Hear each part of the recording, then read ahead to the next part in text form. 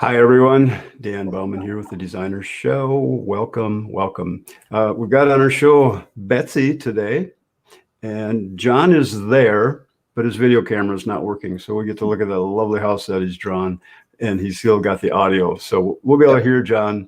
Hi, everybody. Hi, John. But we won't be able to see him. You got to love technology when it works. So Betsy, thanks for being here. I've got, you've got a really compelling story to talk about, and I'm pretty excited about it. So we're going to get started in that in just a little bit. I wanted to do one thing before we do that, before I go to my little commercial. And you have sent me this PDF, and it's called the Designer Roadmap System that you're developing. And I love what you put on here. And I'm going to read one thing. I'm always feeling behind on my projects, even though I know what I'm doing. Even though I know I'm doing good design, I feel apologetic that things are always late. It's like, okay, I think I can relate to that. And I think a lot of people can. And you got a whole list. I'm the only one. Yeah, you got a whole list of those things that we're going to talk about. So really cool stuff. So I'm pretty excited about that. So, but before we do that, I get to do my commercial. Hang on a second, Dan. Okay, John. They were getting an echo. I just wonder if it went away. Well, let me make sure I have the right microphone chosen again, which I'm pretty sure I do. Yes, I do. You know, there's a little bit of an echo. I'm hearing it too. I wonder why that would be happening. What if I remove you, John? John, that echo's coming from you. All right. I'll just unmute myself if I want to talk. That'd be perfect. All right, man. Okay. So again, welcome to the Designer Show. Betsy's got some really great information for us. But before we get into that, I'm going to talk a little bit about the Mastering Chief Architect course that we've got going right now. So with you guys know that I do Chief Architect training, and I do support, and I help people with plans. Right now, we're into our 15-week course of Mastering Chief Architect. And this is where we spend a lot of time diving really deep into elements of the Chief Architect program. You're going to learn some things here you've probably never seen or heard anywhere else, even from the chief people. So we really dive deep into it. Right now, we're on week number 5 coming up. So, but I've been adding some extra things. So we're going to continue on with platforms and foundations and dimensioning. So we just had our first Zoom call. So all in all, you're going to end up getting 24 course classes here. Each class is recorded and posted so that you can go back and review it anytime you want. All right. You'll have total access to it. We time code, we edit the videos and time code them so you can go find topics within each video that we covered. So I try to make it really easy to find things. One of the courses that we just did were Mastering Chief's CAD tools. So I really got into where we use the CAD, talk a lot about XYZ, because Chief is a CAD program and we want you to understand and use that part of the program. We get into all of the, how this program is kind of developed, why you need to understand why it's a CAD program. Going to get into all the different tools. Chief Architect has 1,200 icons right now. It's a lot of icons. And when you start using the program, or even if you've been using it a long time, how do you learn 1,200 icons? It's pretty tough. So that's what we're doing here. So I'm going to take you through the journey of the different parts of the program, all the different icons that are involved, what those different icons do. I'm going to demonstrate what those icons do and why you need to use them for certain things in your plan. So we're, again, diving deep into Chief Architect and what it can do. So those are just part of what we cover in the program. There's a lot of strategy involved. We talk about how you do things in your business. It's really a fun class, and I really enjoy it. And that, along with the other classes that I've done for Chief Architect, I've done the structures, types, and terminologies, where I talk about how buildings are put together. So if you're new to the industry and you want to learn about floor systems, wall systems, roof systems, that's a great class for you. Creating a plan, if you want a quick start into how the program works, plus you get my template that I've spent many years developing. That's part of creating a plan in Chief Architect. That's a class that's been done. It's recorded. It's available immediately for you to access. Structures CAD is where I go through the whole process of doing the wall framing, floor framing, roof framing, how you add the structural elements to your plans. So that's the Structures CAD program. That is done and available for immediate consumption, I guess we'll call it. And then, of course, the mastering, which is going on right now. Registration's always open. You can still join us for the live classes if you want. And you can always go back and watch the recordings anytime. So that's kind of how I do it. I don't shut these classes down. They're evergreen. They're there for you whenever you need them. So by all means, join in if you really wanted to get into chief architect and learn what it's all about. So appreciate you taking the time for that. And let's get back to the show and get back to our guest, Betsy, and our non-visible guest, John. Betsy, again, welcome. And thanks for being here. So what's your favorite hobby or passion? What do you like to do? You're muted right now. Did I mute you? Or did you mute yourself? Unmute. Can't unmute because you muted that yourself. Might help. I muted myself during your ad because I didn't want some dog to bark in the background. All right. Oh, cool. Okay. Sorry, we like dogs.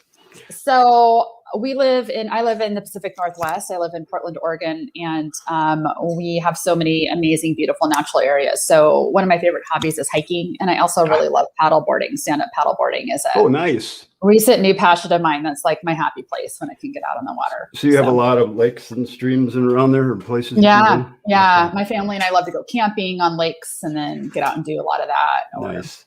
So you have a daughter and a dog and a husband. And 10-year-old daughter. We've been doing Nice. the school at home thing this last year, which has been interesting. Yeah. And a couple dogs. We got a COVID puppy. So we've been doing all the things. So yeah, hopefully the summer will go by quickly and fall school will start up again and she can get back to being with people, huh? Yeah. Knock on whatever. Hope we all can be. All right. Yeah. So everybody on the call, feel free to ask questions anytime, by the way. Just type them in. So Betsy, how'd you get into the construction industry? Yeah. Well, I wanted to do interior design before I knew what it was, that it was a thing. I was drawing floor plans as like a 5-year-old. And I would have my parents buy me house plan magazines, and I would just scour through the floor plan magazines as a child. Wow. I just was like into that. My grandfather had a furniture store before I was even born. Okay. I found his old interior decorating course by mail, and from the 50s, and I was reading that. Like I was just into it. So I started doing design internships when I was in high school, went to school for it, got a degree in interior architecture. So you've officially got designer DNA in you. So I think so. You know, my father actually was an interior decorator at my grandfather's furniture store for a little while. My father was an artist. This was kind of brief beginning of his career, but it's like you look back, you're like, that's kind of funny. I don't know. It's amazing. Just what I always wanted to do. Yeah. That's really cool. And you're doing it. So that's really cool. So you started, you interned back in, you told me 1993, I think it was. So you went to design school before that. Was that a 4-year school? Well, design school was after that. This was like when I was in high school, I was interning, just because I wanted to do that. So I was like, when can I get started? So after that, I went to college for it. But did you ask me where or when or? Where and when? Yeah, I went to school for interior architecture in San Francisco. It's called California College of the Arts. Okay. It was called Arts and Crafts when I was there. And so I got a 4-year Bachelor of Arts in Interior Architecture. Nice. And then immediately got out and started working in San Francisco for a design firm that does commercial work. And I went to work for them because they do all different types of work, and I wasn't really sure what I wanted to specialize in. So they did hotels, international hotels. They did a lot of the Four Seasons hotels. So that kind of work, hospitality work, offices.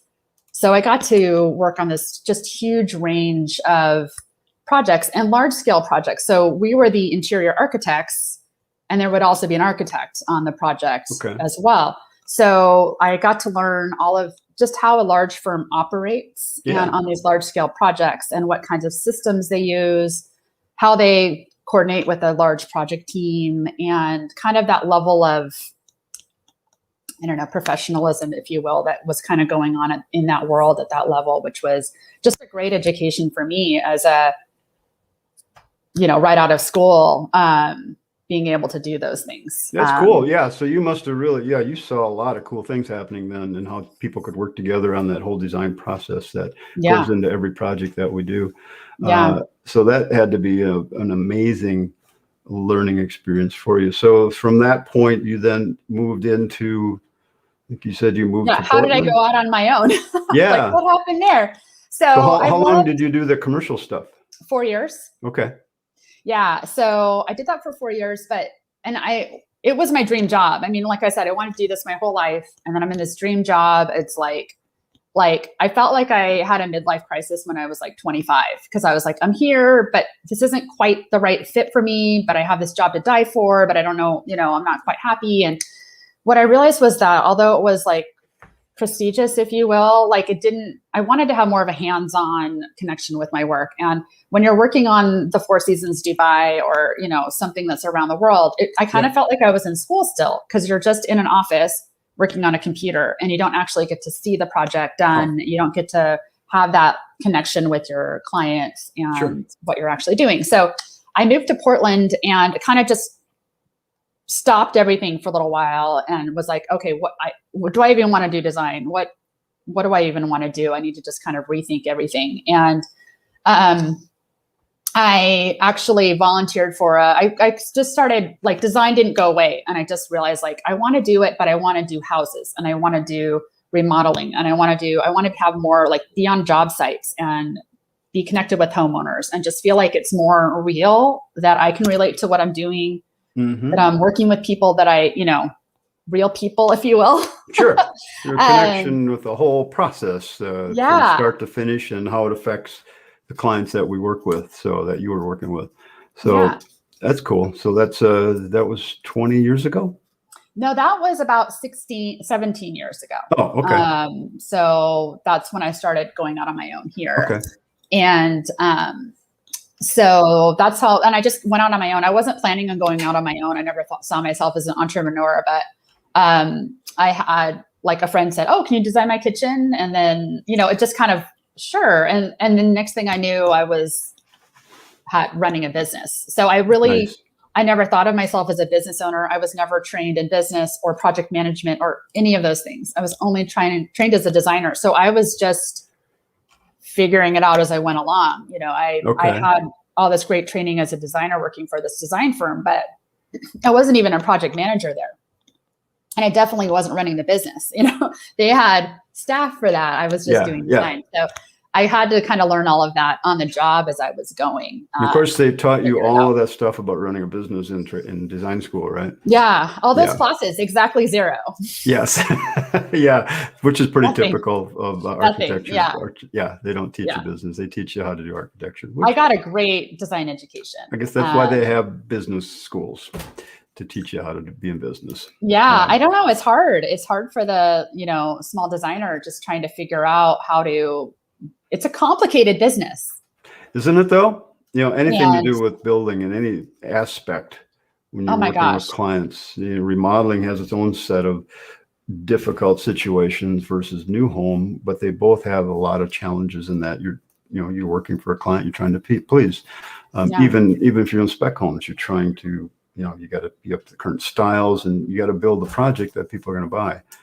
I haven't sat down, but I've been wanting to just count up how many design decisions there are in a regular kitchen. I always just tell people straight up, there's 5,000 questions that have to be answered. There we go. Okay. Thank you for answering that question. Yeah, that's for a kitchen. That's a lot. For a new house, it's about 10,000. Okay. Okay. Oh, thank you. I've been wondering. I have no idea. Okay. Because I'm like, even if I just counted the specifications. Well, you think about it though. And that's just product selections. That's not even obviously all the design decisions you're doing. But if you just counted up you got to pick out the faucet, just counted up those number of decisions. Well, just that. But think of it as a contractor, all the extra decisions. Who's going to do it? When they're going to show up? How they're going to do it? What materials you're going to get? I don't do that job. Yeah. I mean, so I don't know. Yeah. So that is a lot of decisions. What color door, what kind of doors hardware? What kind of light bulb are you going to put in the light fixture? I mean, all of that stuff is little things that we all take for granted, but yeah, it's really important. So let me show some of your projects that you have on your website. And those of you that are watching this from the live streaming page, or if you're watching it later, you'll find some links to Betsy's projects down here, and links to her Facebook, Instagram, House, Pinterest, and LinkedIn account, where she posts a lot of really cool stuff. So you are more social than you told me were the other yesterday when we were talking. So you're out there. So well, you start putting it out there, I'm going to have to actually post things. So it's good motivation. Right. It's, when the you're website did get updated recently. When you're busy, it's hard. I'm feeling pretty good about that one. Yeah, the website looks great. And your projects are great. I'm standing in one of your projects right here. I know. I love it. You're sitting at the end of the island. You're sitting at the end of the 27-foot island. That's I have my camera right on the island there. And I was looking at some of your projects, and you do some really nice things. And you can tell a lot of decisions have been made within these projects and how you pull these together. So was this a remodeling project that you did? Or was this a new home? Was a new construction, and they wanted to build a new house that felt like a mid-century house. So we called it the New Century House. The New Century House. Yeah. Very cool. So it's got a nice contemporary flair to it, but some traditionalness too, I guess, would be. So we were really, this was one of those projects. This is actually the project that I invented the design roadmap for, or that I came up with the design roadmap for, if we want to talk about that later. This was the project because up to this point, I had done some like whole houses and, but mostly smaller projects. And I had been slowly creeping up to higher level of detail, higher level of design than just like your typical kitchen bathroom that you can just wing it on. I mean, you should never wing it on, but you can get away with it. But I had this other project that I had just crashed and burned on because I didn't get the drawings done in time. It went over budget with my fees, and the contractor and the homeowner were both really upset with me. So and it was just embarrassing and didn't go well. So when that New Century House came along, it was a bigger project than I'd ever done, higher level, working with these architects I really respected. In a project like that, you okay sharing how much time you had into it and what kind of fees were involved? You don't have to if you don't want to. No, it's not that I don't want to. It's like the total fees. I mean, this was that New Century House was years. I mean, a year of your time? More than a year, because we had design and we were on the site every week for like a year as they were building it, doing construction administration. That wasn't your only project you're working on. That was just one of many. Yeah. Okay. Yeah. But So do you base fees on a percentage, an hourly expectation? No, we do hourly. Okay. Yeah, I mean, I tell people, like when we do our discovery call, I tell people usually our fees are somewhere. Design tends to be between 7 and 10% of construction costs. That's just sort of a general rule of thumb, just so they can kind of have a little bit of an idea in their mind. After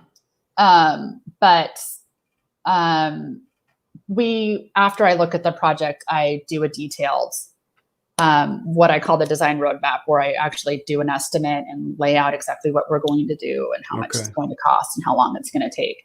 Yeah. So that I know there's a lot of designers that watch the show that don't do the level of involvement that you do with the design process. It's like myself, I just simply, I draw it up, I get the plans done so they can build it. I don't touch finishes, materials, colors. Yeah. I don't do any of that kind of stuff. And it's just, it's not what I want to do. So, even at that, I can invest a ton of time into a project. And, it's just like, then turning it over to someone like you that can take care of those finite details, that's a lot of work. A lot of experimentation, what kind of tile, what kind of hardware. I mean, you look at all the decisions that you made in this one room right here. This was the project that sent me over the edge. Well, it couldn't have been a very big edge because you're still here. Well, I mean, it turned out beautifully, but this was the one where it was a higher level of detail than I had done up to that point. And that's a 10-foot wide pocket window, 10 foot wide. it pockets into the wall This over the sink. Oh, over the sink. Yeah, go to that. There's a close at that one. Oh, I didn't even notice there was a sink in front of it. Look at that. That's a 10 foot wide retractable pocket window. Wow. That goes into the wall. That's cool. And that was an addition also. That I did. I didn't like hire an architect for that. I just did that. That part wasn't that big of a deal, but it was just. How much was that pocket window? How much did it cost? Yeah. I have no idea. Oh, okay. I'm sorry. I would guess 25,000. That's just. It was a custom. There's a probably more than that. Yeah. There's a custom window crafts shop in town that made it for us. Okay. So yeah, it's amazing. Like it glides like butter and it locks and like lowers down and yeah. So anyway, this was the one where I was trying to wing it and it didn't go so great. Okay. All of my normal like charm didn't carry up when the plans were late. I remember the contractor just telling me like, we need to have these done in a certain time. And it was months in advance. I'm like, no problem. And then I got the call like, where are those plans? And I was like, I was nowhere near done. And I was, it was just a total scramble and he wasn't happy and the client wasn't happy. So even though it turned out beautifully and the client got everything they wanted from a design perspective, the whole experience was really soured at the end because of the lack of planning. And it's not the way you want to work. I couldn't even look at those pictures without just feeling shame, for years. So gorgeous, yeah. It was like PTSD. I was just like, ah. Yeah. So you've mentioned a bunch of this stuff. You're a nagging sense of not meeting the client's expectations, even though you might be. I don't have this marked up to know exactly the one you're talking about right there. I'll get a call from a contractor. They're ready. Yeah, that's one. I'm guilty of that. Thinking, I can get that done, no problem. And then 25 other things happen in the meantime. Yeah, or like with that one, it was just more complicated. There was more deep, so I couldn't just like blast it out. There was just so much more going on with that project. So, John on the call here, I know he never has those problems because his plans always turn out perfect on time. Not since yesterday. Not since yesterday. Okay. All right. So you did it once. All right. Yeah. No, I think everybody that's watching this has the same experience, whether you're a designer, a contractor, or whatever. I mean, we all want to do our best for our clients and we want to be able to promise and, we have the best intentions when we're making statements. And then when reality happens, like, oh crap, what happened? So you just put it on paper. What I think everybody thinks, it's right there. Kind of another side to that too. It was a pretty easy brainstorm. It was like, blah. Yeah. What was that, John? Kind of another side to that too is that the plans could be technically done, but you're not satisfied with the results. You might still want to keep working on it, but you need to be done. Mm-hmm. There was no all the time. There was no like redlining or having a chance to like finish the plans and then go back and like check them or refine them. It's send them off, and so now you work with architects. Mm-hmm. Tell me about how that relationship works. Well, there's the way that we usually work is the architects will focus on the shell and then hire us to do interiors. So I love doing the space planning. That's like my favorite part. So if they're up for it, and I we have to, knowing our relationship or just establishing this ahead of time, not with the client, just what they want us to do. If they're open to it, I love to just do a first pass on the plan and look for any opportunities to refine the plan. Or look at it from an interiors perspective that an architect might not be looking at. So you become part of the architect's team then, and you're working for the architect on behalf No, I have my own client. I have my own contract with the homeowner. Okay, so you don't ever work directly with the architect. No, we work directly together, but they don't hire me. Yeah, I'm not their employee or contractor. You don't get paid by the architect. We both have our own separate contracts with the homeowner. Okay. But we work together on the project. Okay. Yeah. So whenever you see changes in a plan, hey, let's do this room a little different. You you go the architect first and then the homeowner, or sometimes both for ways? sure. Oh yeah, for sure. Like I'm not, we're there to be a team and support each other. We're not there to undermine each other or to give each other any nasty surprises. And also the architect, usually by the time I come on the project, they've been working with this homeowner for a while, maybe 6 months, maybe even a year.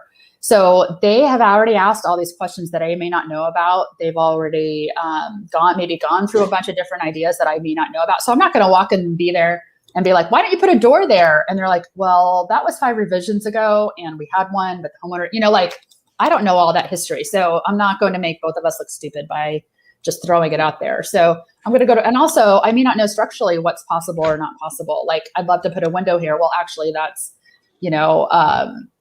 a structural panel right there. We can't put a window in that area, but whatever it might be. So I'm usually going to go to them first with any ideas, and if they're open to it, or maybe they're like, no, this is set in stone. We just want you to do finishes, fixtures, all of that. And then that's just what we're doing. So it just depends on kind of what they want, but we can find some good opportunities. Like for instance, in the house that you're in right now, Dan, if you want to bring up those photos. Yeah. Give me 1 second here. It's also just refining. So the kids' bathrooms. So if you scan down, that's a bar. That's the master, or the primary. We're not calling it master anymore. We'll call it primary, huh? Okay. So see, if you go down to this, these are the girls' bathrooms. So see that little slot at the top? The what? The photo on the left-hand side. Okay. At the top of that tile wall, that's a window. So this bathroom was totally interior, and it didn't have any. There's 2 of them, one for each of the girls' bathrooms. Bedrooms had a ensuite, and neither of them they were interior bathrooms. No skylight, no window, no nothing. And right on the other side of that wall, there's a huge floor-to-ceiling windows in the hallway, just like a wall of glass. So I was like, well, is there some way we could add some sort of a window or something to get some daylight in there? So, I mean, it was like a small change from their perspective, but it made a huge difference in the room. And then also we made it a slot of light at the top. So then we didn't lose any space for the mirror and the vanity or privacy and all of that. So little things like tweaks like that can help they make a all lot. the difference in the world, don't they? Yeah. I've done that. I've done that in interior bathrooms too. It's just, you want light in your bathrooms, nothing like daylight. And it ended up being a cool feature, how the wood ceiling flows through. And so that's kind of that first thing. And then obviously we're just getting in and adding all that layer of detail. So like on this house, the homeowner wanted it to really have that mid-century vibe. And the architect, they were focused on the architecture and not really bringing that level of detail in that they were looking for. And that's all we're doing. So I'm not worrying about foundation details. Like I'm worrying about how to make like all of these spaces really have this level of detail and design. Well, and that's one of the reasons, like in architecture school and design schools, they probably don't teach you the structure. They don't want you to worry about the structure. That's what the engineers and the architects will figure out. You get your designs in the way you want them, and they'll figure out how to make it work. Yeah. So sometimes that's a good thing. Not always. I mean, it's good if you can focus and stay in your lane a little bit, and I think the homeowner gets a better result because we're all really focused on making our part as amazing as it can be, and then putting them all together. So we're collaborating back and forth. As for instance, what that in the kitchen, that picture that's on the right-hand side. Mm-hmm. So that's like a drywall soffit kind of that comes around and wraps the end of that cabinetry. So the cabinetry has this nice frame around it, and it's all finished. There's no ends of cabinets hanging out. And even on that bar, you can see we did the same thing there. Like we kind of wrapped the bar. So it's has the feeling of being set into a thick wall, not that it's cabinetry that's just slapped on the wall. So when we got the plans, they had cabinetry drawn on the wall. Okay. And so we pulled, so that actually went into the architecture because the architect those are walls and soffits and stuff that they're putting in their plan. So there's some back and forth with that part. And then our drawing set is all the interior elevations, and we actually do the electrical plans, because we're doing all the lighting. Yeah. So they took that out of their scope. Nice. Okay. So Chad was asking, he thinks it's important to design the features and selections into the plan at the same time. So, I guess depending on the project, yeah, I would 100%. Yeah. I mean, in our drawings were all issued at the same time. So we sent them our drawings get put into their set as a, there's the A series for architecture and the I series for interiors and the S series for structural. And that's all in one package for the contractor. And they price it all out at the same time. Cool. And they're getting all of our interior specifications and all of that. So you mentioned that you had a project that didn't go so well before this one. And this one kind of prompted you to create some systems in your project, in your business, to track those projects. Can you explain to me a little bit about what you mean by that? Yeah, well, I mean, so this was a 5,000 square foot house, and I knew I was going to mess it up, like way bigger than the last time. Like it was going to be way more dramatic, probably with fireworks this time. So I hired, the first thing I did was I hired a coach, and I was just like, what do you mean you just have to keep me on track. What do I mean? I hired a coach? Yeah. Like a business coach. What kind of a coach? She was just a business coach. Oh, okay. And I just said, your only job is to keep me on track. Like I have to stay on track with this project. I don't know how I'm going to do it, but that's your job. So coach with a whip. Okay. And the first thing she said was, okay, well, you got to plan this whole project out from start to finish. And I was like, okay. So it was hard, and I, for this whole house and all of that, but I planned it all out. I planned out everything we were going to do, every presentation in order, how long I was going to need, and be like week by week, like everything we were going to do to complete this design, how long I thought it was going to take, and then what I thought my estimated fees were going to be. And I sent it to the client, and they're like, great, let's do it. And so then I had a plan to execute. So every week I knew exactly what I was doing and how long I had to spend on it. So did you plan that out for the whole year then? For the whole project, for the whole design process, all the way through construction documents. Wow. Yeah. That's a lot of work. It was. And you planned that out before you had the agreement, the contract signed? And that I'm trying to remember with that one. Now I do that before I send the contract. I'm trying to think of, I think I did send it before the contract. I might have gotten this contract from them first and then sent it to them afterwards. But it was definitely right at the beginning. So now you do that. It must have been afterwards, because I know I hired the coach because I got the job. Oh, okay. So it must have been after. So that sounds like a really great decision on your part. So now you run that process on every job that you do. I do, yeah, because I'm trying to think of how long that design process was. And so I have what I lovingly refer to as time passage awareness disorder, or TPAD for short. There's an organizer that I listen to her podcast. There's an organizer I listen to, and she coined this phrase. I can't take credit for it. Time passage awareness disorder. So I literally will feel like a couple days have gone by since I met with a client, and it's been a month. Like my brain has this really annoying inability to process time properly. So if I just I'm left to my own devices, I'll be like, oh yeah, I just met with them. I don't need to meet with them again for a while. And it's been 2 months or something. And so if I don't have something rigorously keeping me on track, honestly, my brain won't do it for me. I need some sort of a system. It's a problem. So, so having that, keeping on track week by week, anyway, so when I plan the project out, I'll just be like, oh yeah, this will be a few months of work. And it was 8 months of work. And I was astounded, what? What? That's how long it takes. That's amazing. Yeah. I'm not just going to design our whole house in a day. I mean, we did the kitchen, and then we did the living areas, and then we did the bathrooms, and then we did the utility areas. And there was a guest house also that isn't even on my website. We also did the guest house. It was wow. Yeah. It was a process to even do the first pass of design, let alone then picking out everything. So when I planned all that out, it was 8 months of work or something. But I had a plan.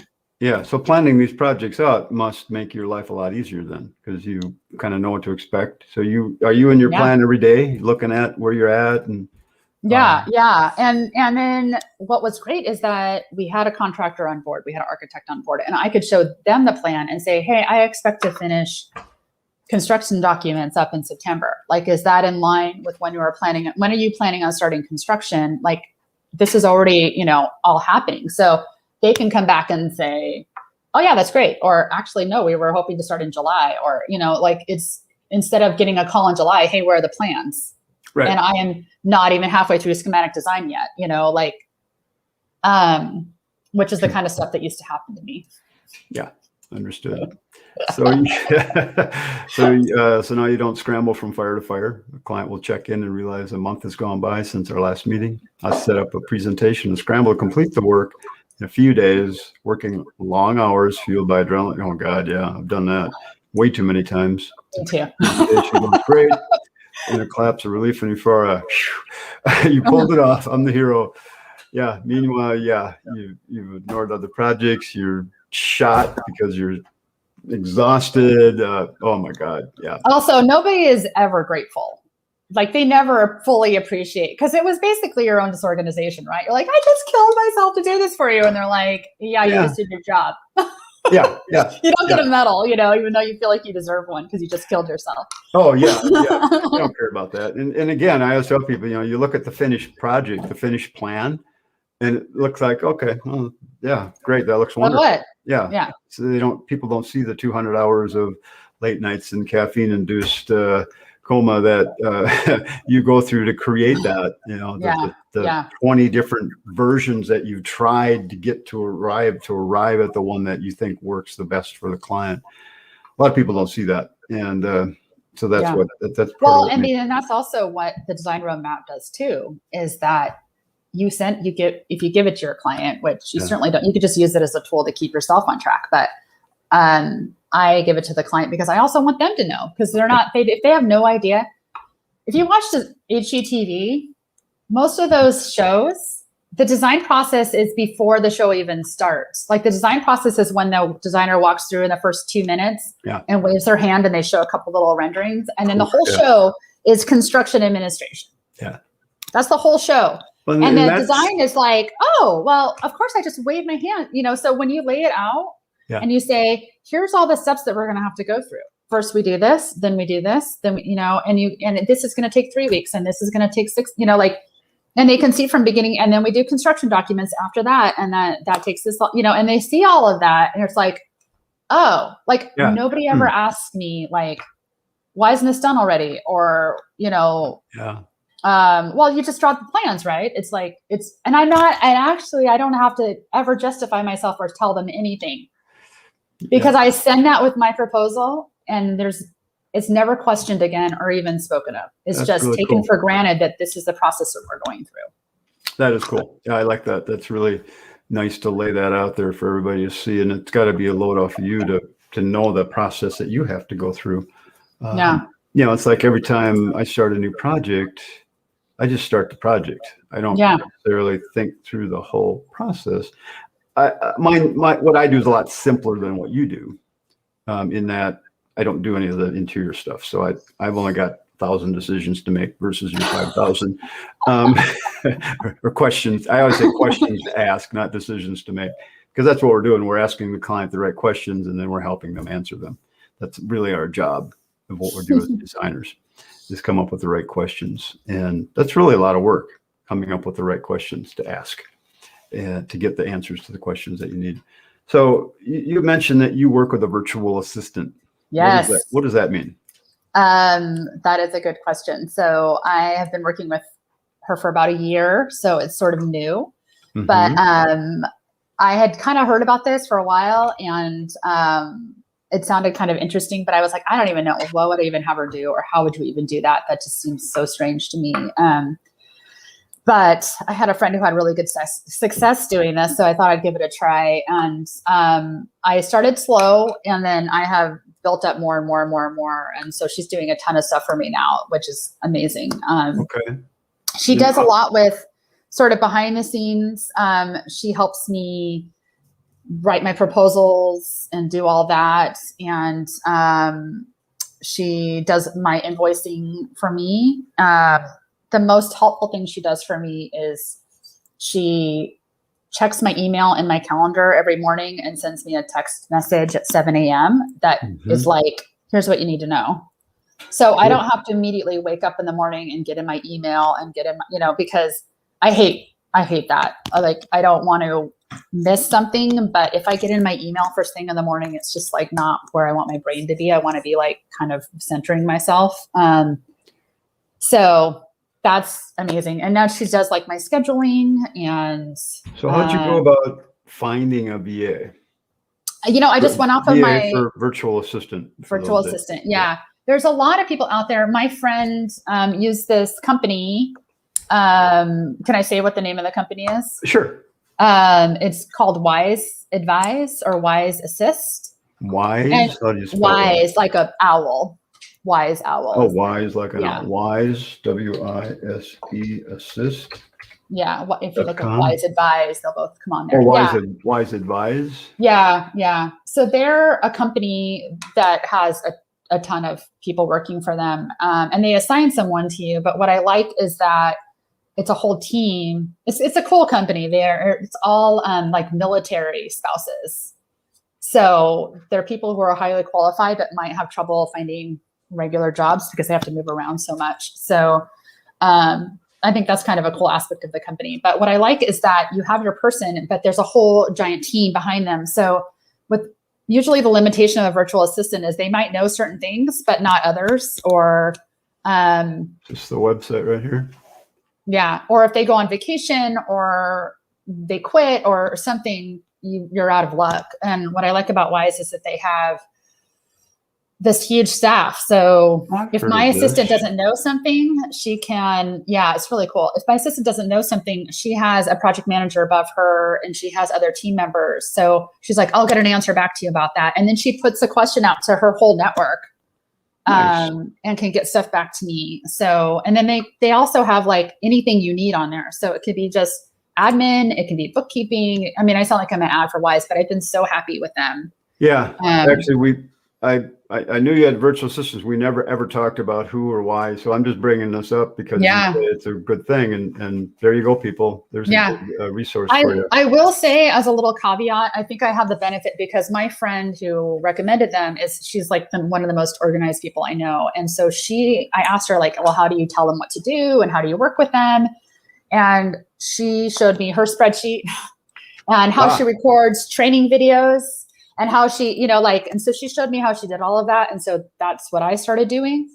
And it's been so smooth, just training and like getting my virtual assistant on board with things because you need to put the time into really showing them how you want things done and, what you need, because otherwise it's just like throwing it out to the wind and they may or may not, you want to share you want to share what this costs? Oh, it's not much. I think like admin is like $35 an hour, something like that. So you get to choose. And then if you have like a project manager, it's like, so there's different levels depending on like if you need like how like specialized it is. And you kind of pick how many hours they put in each week. And there was like an initial payment. I don't remember what it was, but it was like, but then after that, you're not like, that's the other thing I like about it. You're not locked into like a minimum, like you have to decide like it's 20 hours a week or it's, I have to, I think you put in an initial retainer and then you decide like how much you need. And I have gone up and down, like I started with Wise and then the recession. It's not the recession this time, it's COVID, recession, but COVID hit and I was like, oh, blah, like what's happening? And I don't need anything right now. I don't even know if I'm going to be in business next week. So we went way down and then I was like, oh no, I do need, so it's fluctuated, Yeah. You found out you got busier than ever, huh? Yeah. But the thing, and so I have kind of added on more and more over time with her, but the things for me, the most helpful, which is just the checking to make sure that things aren't slipping through the cracks for me. That little email check she does every day is practically free. And to me, that's like gold. It takes her like 2 minutes. Oh, Jim was saying how much you pay per month. Again, she kind of. Well, at the where I'm at now with everything she's doing, which is a lot, it's like $500 a month. Oh, okay. So that's, yeah. And you don't, no employees, no payroll tax, no work comp, Yeah, yeah, done. yeah. So, So it's been really helpful for me, and she's just a lot of the. I have 2 employees, design employees now. And what I realized was like I was now the admin. I was spending all my time doing admin stuff, scheduling appointments, scheduling meetings, like all of that stuff. And I'm like, this is, and writing proposals and invoicing. Like that's what I was spending all my time doing. Yeah. And I was like, I don't want to be the admin for Brandenburg. Yeah. You're the $1,000 employee doing the, $30 an hour work. It's like if you haven't handed that stuff off, it's like, well, where do I even start? Like I heard people have their admin do their email, and I was like, what? Like, how would you even do that? And now she pretty much is. But nice. Yeah. Yeah, Kyle Hunt, he's a friend of mine. He talks about that with contractors. They'll go out and clean up the job sites and go pick up materials for the crews and stuff like that. And it's like the owner or the person doing that's the most important person in the company with the most value per hour. And it's like, they shouldn't be doing that kind of stuff. They should be doing the things that are more, that are the value, that bring the value to the business. So it's really good advice. So yeah, that's great one. Thanks for sharing that. So you're super busy. You got a lot going on, and you charge by the hour. What kind of rates do you charge per hour in your business? Does it vary depending on the project or what you're doing? No, I mean, the rates we're at right now is I'm at $150 an hour. I have a designer who's doing full on design. She's at $110 and my assistant's at $85. Okay. That sounds like fair pricing. I hear those numbers a lot in the industry. So, okay. Frank wants to know, do you work on commercial projects? No. You gave that up. Okay. No, I do not. Yeah. I know what it is. You did that early in your career and you decided, what's the difference between commercial and residential? Why did you not want to do more commercial stuff? Well, I think a lot of it was also just, and this could vary depending on what kind of work you're doing, but there is a whole different code associated with commercial work. So when you're getting into a lot of the interior architecture stuff that I have typically done, like moving walls and adding on and doing all those kinds of things, there's a residential code and then there's commercial code, and they're totally different. And it's getting into a whole other ball of wax that I just don't even want to touch. I don't want to tell you if you can put a sink in that area or whatever, or even, know about that. Now, if you're just going in and picking out furniture or doing something, that wasn't code related, I think it would probably be different. Like if a restaurant was just asking you to come up with some finishes or something. But I've just kind of wanted to steer clear of it. Cool. Pick your poison and run with it, I guess. Yeah. I'm still getting that echo. I wonder why. So what do you, we've got, how much time we got left? We got about 12 minutes. So what kind of advice would you offer designers in their business if they're to help their business run a little bit smoother, help their bottom line a little bit more?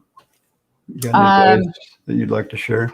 Yeah, well, I mean, I'm probably going to talk about this planning process that I'm so excited about right now, just because it has been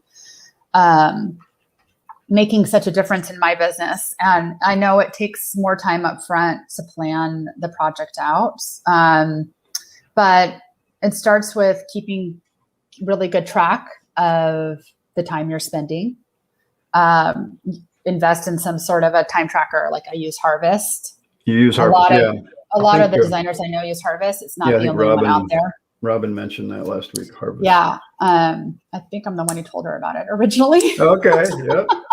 And I learned it from that same friend who told me about the assistant. But I've been using Harvest. Cool. I've been using it for like 12 years or more. Like nice. Probably more than that. I've been using it for a long time.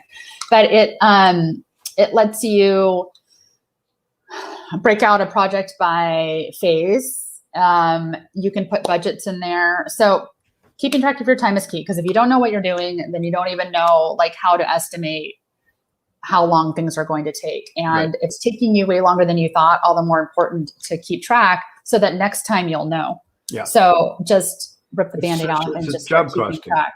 Yeah. You got to know what you're putting in every job that you do. You know, as a contractor, you've got to know where every nail and 2x4, you know, what that's costing you on that job, as well as the labor that goes into the design. Yeah. As a designer, it should be easier to keep track of because all we have to do is keep track of our time, right? Yeah. Yeah. Yeah. Yeah. You would think, yeah. Yeah. And then the more you can come up with identifying what your process is, your design process, like the steps that you're going to go through, so you can start to plan it out. And I think I was telling you, Dan, I'm starting to train people how to use this design roadmap system that I came up with. So let's talk about that a little bit. Now, you're not selling anything today, so you guys think nothing's for sale here. Betsy, I just met Betsy last night, by the way. Yeah. So we had a nice conversation, and that led to this today. And Betsy's a friend of Robin's, who was on the show last week, and Robin said Betsy would probably be on the show. So it's kind of weird how these things just happen sometimes. There's no long-term planning involved in the show today. So we had a great conversation, and I loved when you shared these documents with me. This one about the, this is actually really good. So you told me that you're in the process of creating a course based on this, and you mentioned some different levels. Now, we don't need to get into what that is. So I think we had talked, I'd love to work with you on helping you develop this course too, because I think what you're talking about is really awesome, and it's really needed out there based on this. So tell us a little bit about where you're going with this and what you're thinking. Yeah, well, I mean, as a designer for so many years, like I felt like I was following breadcrumbs on a trail. Like, okay, I did that part, and I know what the next thing is. Okay, I did that part, and I know what the next thing is. And like I could do that, but it took me a long time to kind of look at it all together, you know. And I tried so many different project management systems that didn't work, that are built for bigger teams and stuff like that. But it took a lot of time to kind of be able to sit down and go like, okay, here's the process and here's the steps. Here's how long it's going to take. Here's how much, like just to put all that together. It took me like 12 years. And once I got that working, and I have a calendar that goes with it. So I can plan each project, and then I know how to put all the projects together and plan them out. Once I got that working, it was like, oh, I am never going to stop doing this, because it has like made all the difference in how things work. And I would love to save other designers that 12 years of stress. Oh, come on. We want to go through 12 years of stress. What are you talking about? Because it's like, why does this? It is complicated. What we do is complicated. I'm not going to, we all know that. I don't need to sugarcoat it. And when having somebody else come in who doesn't know what we do, and it's like, oh, I'll just, And it's like, but I don't know. I would hire coaches where I would spend all of our coaching sessions just trying to explain to them what our business is. Yeah. And I'm like, can we skip this part so you can actually help me? But they're like, oh, but then how does this work? And what's this phase? And what's, and then how do you do this? And you're like, well, it's interesting, just look at it, this analogy. You're driving down the highway and you're driving past all these beautiful buildings, commercial buildings, houses, different kinds of buildings. And you look at them and they're cool. Oh, that's cool. Oh, that's cool. That's cool. It's just like, you don't stop and think of how many thousands of hours went into just coming up with, again, someone had an idea and someone developed that idea into that beautiful building. Well, not always beautiful, but to that building. We won't say they're all beautiful, but for the most part, you see a lot of really nice architecture out there. So yeah, that whole process, just for the average person, you just don't see everything. And it's true for any product that you look at. A car, for example. Imagine the tens of thousands, hundreds of thousands of hours that have gone into the development of cars over the years.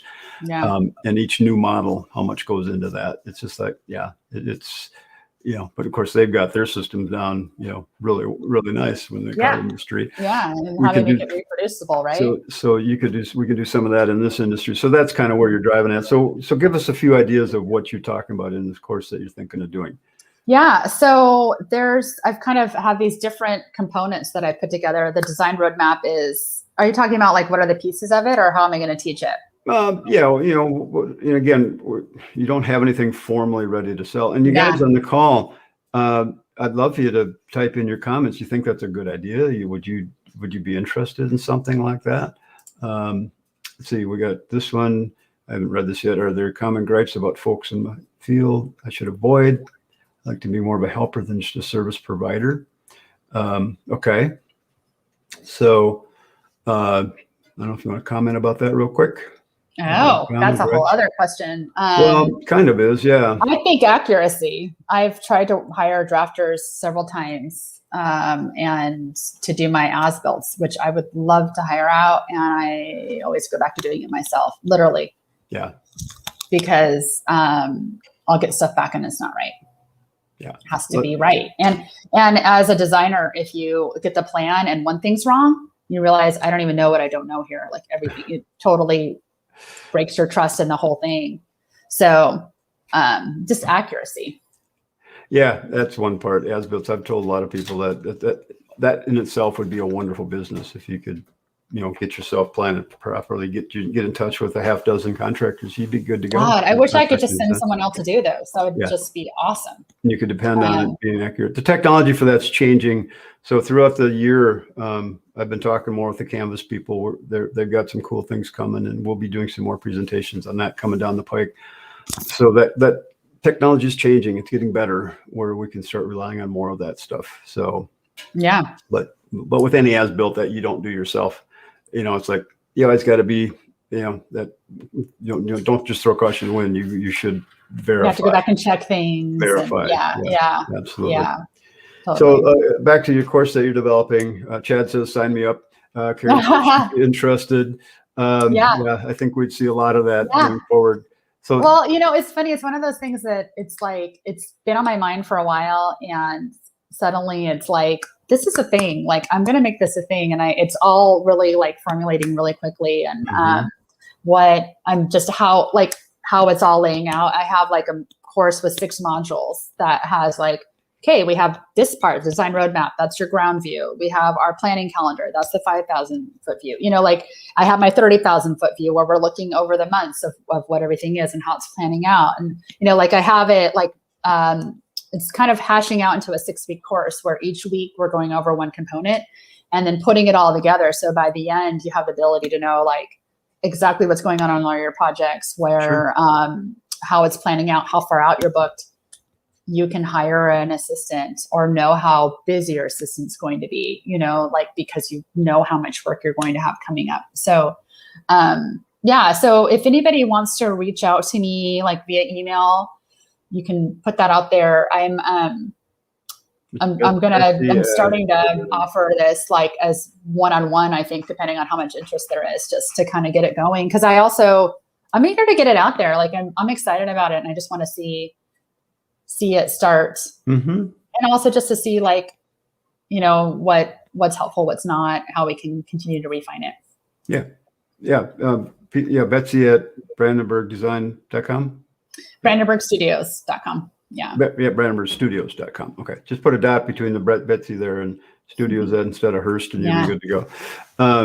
So cool. Well, that's awesome. It'd be fun to work with you to see how you develop that course, and then we can get that out to more people here, because it's no one teaches it. No one that I know of teaches a course on how to do that kind of stuff. I think that the people who are doing design aren't that interested in teaching it, right? Well, I mean, you've come to a keen awareness of the issues that you were having, and you did something about it. And I think some people might be doing little bits and pieces of that. Sounds like you've really developed a system that you've been working with now for a while, and it's working well for you. So that's pretty cool. Yeah. I forgot to mention I'm the daughter of a librarian and an artist. So I do have this librarian part of my brain that like, So you got the DNA of a designer, librarian, and an artist. There you go. That's a good combination, man. Yeah, So, I've been doing it a long time, and now I just want to I'm more interested in taking what I know and sharing it than just that's awesome. continuing to do it. Yeah. All right. Well, we're just about done here. You get the last word. So Okay. Well, thanks for having me on today. This has been super fun. yeah, thanks for joining us. And again, one word of advice for people in the design world, what would it be? Meditate. Yoga. Okay. Some nice scented candles and so soft music. Okay. All right, cool. Betsy, thanks for being here. You guys, will let you know more of what Betsy developed as time goes on. And everybody have a great rest of the week. Betsy, you can stay on if you want when we end this. And Okay. everybody, we'll see you later. Bye.